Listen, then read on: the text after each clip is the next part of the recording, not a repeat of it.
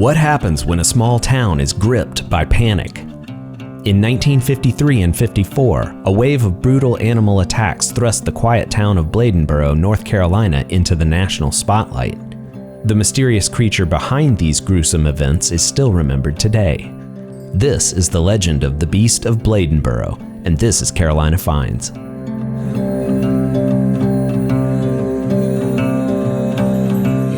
In 1953, the small textile town of Bladenboro had a population of just under 800.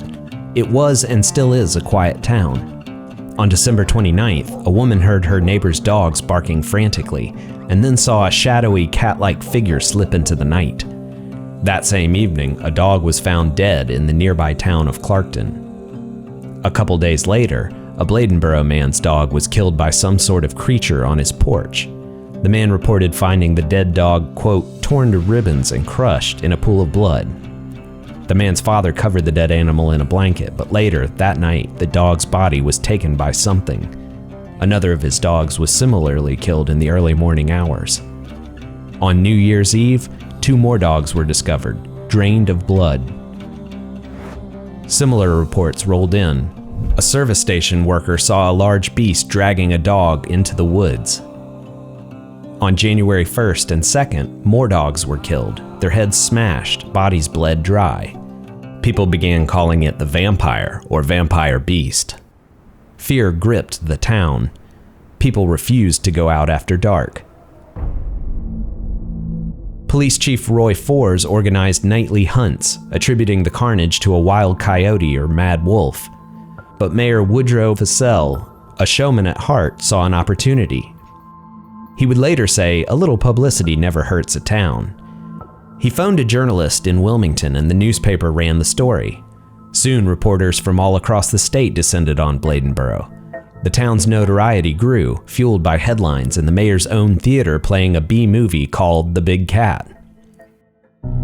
More reports of encounters poured in. On January 5th, a pet rabbit was reported decapitated. That same day, a woman claimed the beast rushed at her, only to dart off at the last second. On January 7th, another dog was found dead in a swamp. A goat was discovered with its head crushed. Aside from the grisly physical evidence, several people reported sightings of the beast. Some described it as about 4.5 feet long. Some said it looked like a bear or a panther.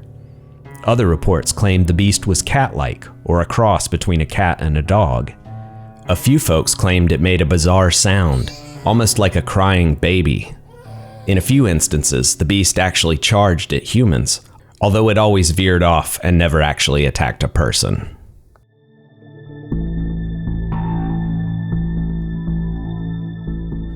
Some of the residents of Bladenboro were in a panic. People from around the state and nation joined nightly hunting parties to track the beast down. On January 5th of 1954, some 500 people fanned out across the farmlands and swamps around town. The next night, there were 800.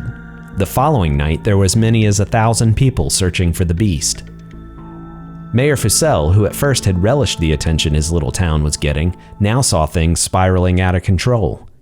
Chief Fors was getting concerned that there were too many people descending on Bladenboro, and both men worried that having too many folks armed and wandering in the dark might get someone hurt.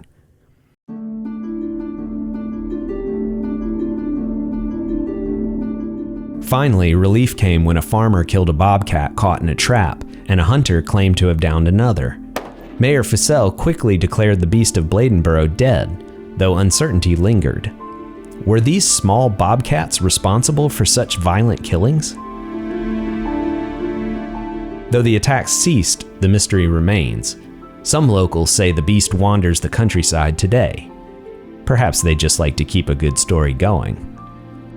The 2 dead bobcats seem to have ended the ordeal, but some residents had doubts that such small creatures could have inflicted the damage of the last few weeks. Larger animals like wolves, panthers, or bears were not known to have been in that part of North Carolina. Is it possible some creature just wandered out of its territory and found its way to Bladenboro? We may never know for sure, but what is for sure is that Bladenboro still remembers their beast. Right around Halloween every year, the town celebrates Beast Fest, an open-air festival with live music and food around the Bladenboro Historical Society. I've got the link below. If you like spooky or odd stories that have taken place in North Carolina, hit that like button and consider subscribing for more. Thanks, and beware of the beast.